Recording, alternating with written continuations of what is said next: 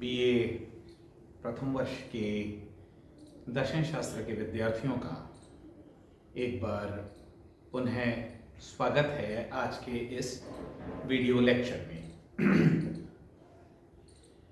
विद्यार्थियों को ये पिछले वीडियो में बताया गया था कि जब आप बीए में एडमिशन लेते हैं तो सामान्यतया पास कोर्स में आपको 2 प्रश्न पत्र प्रत्येक वर्ष में पढ़ने होते हैं और यही बात दर्शन शास्त्र के विद्यार्थियों पर भी लागू होती है।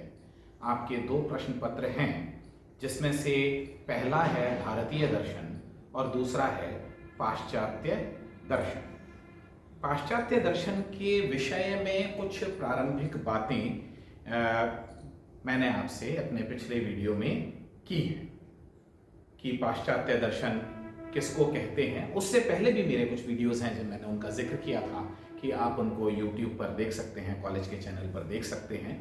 मैंने पिछले वीडियो में बात शुरू की थी पाश्चात्य दर्शन के उद्गम स्थल से और ये चर्चा भी की थी कि हम दर्शन के उदय से या दर्शन के प्रारंभ से क्या अर्थ लेते हैं या क्या अर्थ लेना चाहिए। तो जो परंपरा यूनान में 600-650 साल ईसा पूर्व शुरू होती है उसमें सुकरात के उद्भव तक जो दर्शन की परंपरा हमको मिलती है, जैसे हम प्री सॉक्रेटिक फिलॉसफी या सुकरात पूर्व दर्शन कहते हैं, उसका एक संक्षिप्त परिचय हमने मेरे पिछले वीडियो लेक्चर में प्राप्त किया है। आप लोग निश्चित रूप से ये जानना चाहेंगे कि आप जिनके वीडियोस आप देखते हैं, जिनके लेक्चर्स आप सुनते हैं, वो कौन हैं। तो मैं सबसे पहले आपको अपना परिचय दूं। मेरा नाम डॉक्टर दीपक श्रीवास्तव है। मैं बाबू शोभाराम राजकीय कला महाविद्यालय में दर्शन शास्त्र विभाग में विभाग अध्यक्ष हूं और 1995 से मैं राजकीय सेवा में दर्शन शास्त्र के टीचर के रूप में अभी वर्तमान पद एसोसिएट प्रोफेसर पर कार्यरत हूं। विभाग से संबंधित या दर्शन से संबंधित कोई भी जानकारी आपको, चाहे वो प्रथम वर्ष के विद्यार्थी हो या कोई और, या फिर कोई अन्य जो सामान्य जानकारी दर्शन के विषय में चाहते हैं, आपकी क्वेरीज का स्वागत है। मैं व्हाट्सएप पर मेरे टेलीफोन नंबर में आपके साथ में शेयर कर दूंगा। आप मुझसे उचित समय पर बात कर सकते हैं। अपनी जिज्ञासाएं यदि दर्शन के संबंध में आपकी कोई हो तो आप मुझसे बात कर सकते हैं। आज के लेक्चर में, इस वीडियो लेक्चर में मैं सोफिस्ट के विषय में कुछ बात करना चाहता हूं। जब मैंने पिछला लेक्चर था उसमें मैंने आपके सामने जिक्र किया था कि एक परंपरा चलती है, यूनान से शुरू होती है पाश्चात्य दर्शन की परंपरा, जिसको हम पाश्चात्य दर्शन का इतिहास कहते हैं। यदि उसके क्रम के अनुसार चलें तो उसमें सुकरात पूर्व के दार्शनिकों में एक वर्ग ऐसे दार्शनिकों का या ऐसे विचारकों का आता है जिन्हें हम सोफिस्ट कहते हैं। मैंने सोफी शब्द की व्याख्या पहले के लेक्चर्स में की है। सोफी का अर्थ ज्ञान से होता है, तो सोफिस्ट कहलाए जाने का अर्थ टेक्निकली पारिभाषिक रूप में यदि हम देखें तो ज्ञानी मनुष्य से होना चाहिए। वह व्यक्ति जो ज्ञान का जिज्ञासु है, ज्ञान का अभिलाषी है या ज्ञान का धारक है, जिसका ज्ञान से सरोकार है, वह व्यक्ति सोफिस्ट कहलाना चाहिए। लेकिन पाश्चात्य दर्शन के इतिहास में हम ये देखते हैं कि कालांतर में हुआ कुछ ऐसा कि जो लोग सोफिस्ट कहे जाते थे, जिनमें ये कॉन्फिडेंस रखा जाता था, विश्वास रखा जाता था कि वे ज्ञान की बातें करेंगे, वो अपनी प्रवृत्तियों से और अपने कंडक्ट से कुछ इस प्रकार के व्यक्ति बने कि सोफिस्ट का मतलब कुछ ऐसा प्रचलित हो गया कि वह लोग जो कि ज्ञान की परवाह नहीं करते हैं, जिनका सरोकार ज्ञान से नहीं होता है, बल्कि जो नितांत व्यक्तिनिष्ठता की, संशयवाद की बातें करते हैं, या फिर जो व्यक्तियों को सत्य से, वास्तविक ज्ञान से हटा करके उनको उस मार्ग पर चलाते हैं जिसको हम हमारी परंपरा में साम दाम दंड भेद की नीति कहते हैं। ये सोफिस्ट लोग, इन्होंने धीरे धीरे, जैसे कि यूनान में परंपरा नहीं थी और प्राचीन जगत में कहीं पर भी ऐसी परंपरा नहीं थी, इन्होंने पहली बार, ये वो लोग हैं जिन्होंने शिक्षा के बदले में पैसे लेना शुरू किया। ये घूम घूम करके अपने शिष्य इकट्ठा करते थे, उनसे फीस लिया करते थे और उनको जिंदगी में येन केन प्रकरण, ज्ञान के माध्यम से नहीं, लेकिन कुछ ऐसे गुर सिखाते थे, कुछ ऐसी टेक्निक सिखाते थे जिससे कि वह सफल हो सके। और खास तौर से क्योंकि उन दिनों राजनीति एक प्रिय शगल हुआ करता था, सफलता का मतलब राजनीतिक रूप से सफल व्यक्ति को माना जाता था, तो युवा वर्ग राजनीति में अपना स्थान कैसे बनाए, राज्य के उच्च पदों पर आसीन कैसे हो, इसको प्राप्त करने की, पद और प्रतिष्ठा प्राप्त करने की टेक्निक सिखाने वाले लोग, जिनका सत्य से कोई सरोकार नहीं शेष रह गया था, ऐसे लोग सोफिस्ट कहलाते थे। सोफिस्टों में जो सबसे प्रमुख नाम हमको मिलता है, मैंने पहले भी जिक्र किया और बाद में जाकर के प्लेटो ने जिस नाम से पूरा का पूरा एक संवाद लिखा। ये प्लेटो कौन है, क्या है, पाश्चात्य परंपरा में हम इसकी चर्चा आगे करेंगे, लेकिन प्लेटो ने एक संवाद भी लिखा जिस नाम से, उसे हम प्रोटागोरस के नाम से जानते हैं।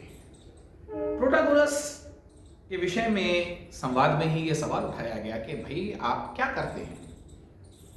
तो प्रोटागोरस का जवाब यह था कि मैं जो फीस लेकर के, पैसे लेकर के जो मेरे शिष्य इकट्ठे करता हूं और जिनको मैं शिक्षा देता हूं, उनको मैं सफल होने की शिक्षा देता हूं। तो प्रश्न है कि आप क्या शिक्षा देते हैं, सफल होने का मतलब आप क्या समझते हैं। बोले कि छात्र मेरे पास में आए और मेरे पास से जाए, इस दौरान मैं उसको एक बेहतर मनुष्य बनाता हूं। तो प्रश्न ये उठता है कि फिर बेहतर मनुष्य किसको कहते हैं।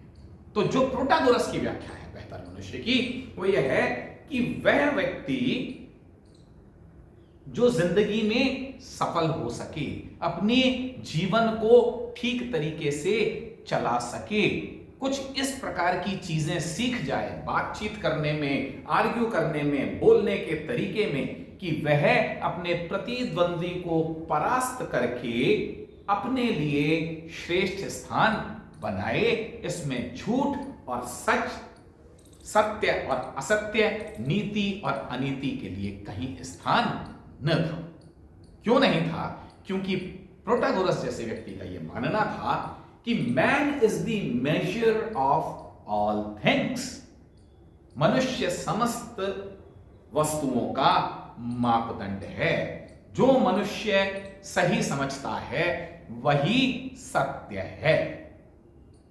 तो फिर तो एक गंभीर चुनौती उत्पन्न हो जाती है ज्ञान के सामने कि कोई व्यक्ति किसी चीज को सत्य समझता है, कोई व्यक्ति किसी अन्य चीज को सत्य समझता है, और ऐसा कोई बौद्धिक निरपेक्ष सत्य की हमने आकांक्षा और अभिलाषा करना छोड़ दिया है। फिर तो जितने मनुष्य हैं उतने ही व्यक्तिनिष्ठ सापेक्ष सत्य हमको स्वीकार करने पड़ेंगे। तो बड़ा एक चैलेंज सोफिस्टवाद में प्रोटागोरस की बात में ये रहा, क्योंकि मैन से उसका मतलब कोई जेनेरिक मैन, कोई मनुष्य जाति नहीं था। वो सभी मनुष्यों की बात नहीं कर रहा था। उसने स्पष्ट कहा कि मेरा मतलब मैन से व्यक्ति है, एक इंडिविजुअल मनुष्य है। हर इंडिविजुअल जो सोचता है कि सत्य है वही सत्य है। मनुष्य ही अंततोगत्वा इस चीज का निर्णायक है कि सही क्या है और गलत क्या है। और यदि अनेक मनुष्य अनेक प्रकार की बातें सोचते हैं, जैसा कि सामने चैलेंज प्रस्तुत किया गया, तो प्रोटागोरस के पास में इस चीज का कोई संतोषप्रद उत्तर नहीं है। तो ये एक प्रकार का प्रचलन यहां हम ये देखते हैं कि सोफिस्टवाद में ज्ञान के प्रति संशयवाद का और ज्ञान से आस्था दूर जाने का हम ये देखते हैं कि एक प्रकार का मूवमेंट जो सोफिस्टवाद में हमको नजर आता है। इसी प्रकार से एक जॉर्जियस नाम का, या गॉर्जियस या जॉर्जियस आप जैसे प्रोनाउंस करेंगे इसको, सोफिस्ट होता है वो ये कहता है, ज्ञान के संदर्भ में उसने उस सोफिस्ट की एक बड़ी मशहूर कृति मानी जाती है, ऑन नेचर और दी नॉन एग्जिस्टेंट। ऐसी पुस्तक, ऐसा माना जाता है कि उसने ऐसी पुस्तक की रचना की। वह सोफिस्ट गॉर्जियस क्या कह रहा है, या जॉर्जियस क्या कह रहा है कि देखिए, सबसे पहली बात तो यह है कि कुछ भी नहीं है, किसी चीज का अस्तित्व नहीं है, और मान लीजिए यदि है भी तो उसको जाना नहीं जा सकता। और मान लीजिए कि कुछ हुआ भी और आपने उसको जान भी लिया, तो आपका ज्ञान संप्रेषणीय नहीं है। यानी कि यहां पर हम ये देखते हैं कि सोफिस्टवाद में अस्तित्व के प्रति संशयवाद भी देखने को मिलता है, और क्योंकि अस्तित्व के प्रति ही संशयवाद है तो ज्ञान के प्रति भी संशयवाद उत्पन्न हो जाता है।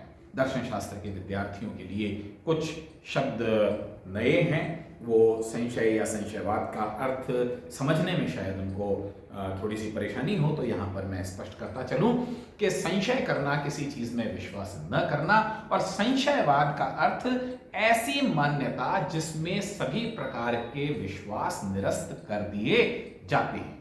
तो जब हम कहते हैं कि अस्तित्व के प्रति संशयवाद, यानी कि किसी भी अस्तित्व के प्रति निश्चित न होना, किसी भी अस्तित्व को निश्चित न मानना।